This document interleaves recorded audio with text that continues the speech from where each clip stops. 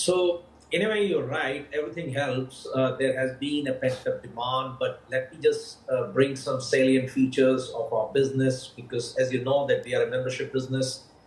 We have been adding inventory by adding about 1,200 rooms in the last 2.5 years, and despite that, we ended up the quarter at about 85% occupancy.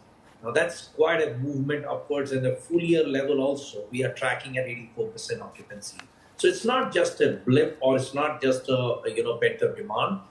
We are seeing a secular trend across quarters for our business. And by the way, our holiday club resorts also turned around and delivered an excellent performance during the quarter with 6.4 million euro EBITDA. So I must say, all in all, a very good quarter, driven definitely by the positive consumer sentiment and also the fact that we were able to add members above 5,000 mark after some time.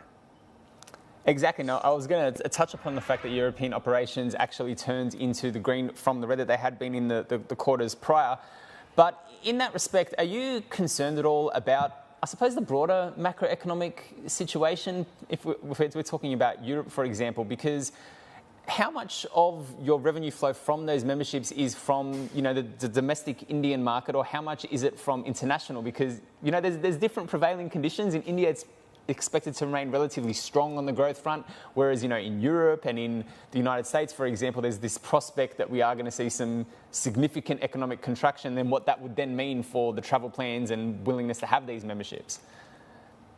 So I must say that something very positive happened. You know that in Finland has become a part of NATO.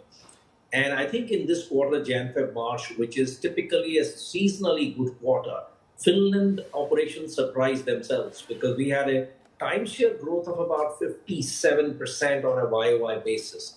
We have another business, which is spa hotels business, grew by about 19% YOY basis. Britishers, Germans, Dutch, they all came into the Lapland area for the skiing season.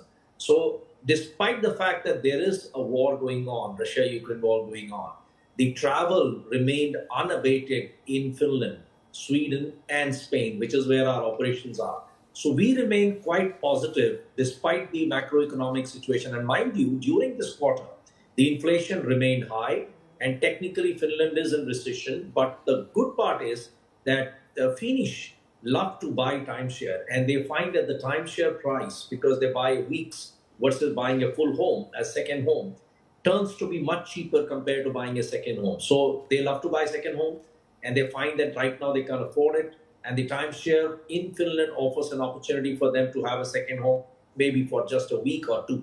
So this has actually helped Finland business significantly. And we believe that this trend should continue. As far as India is concerned, you're right.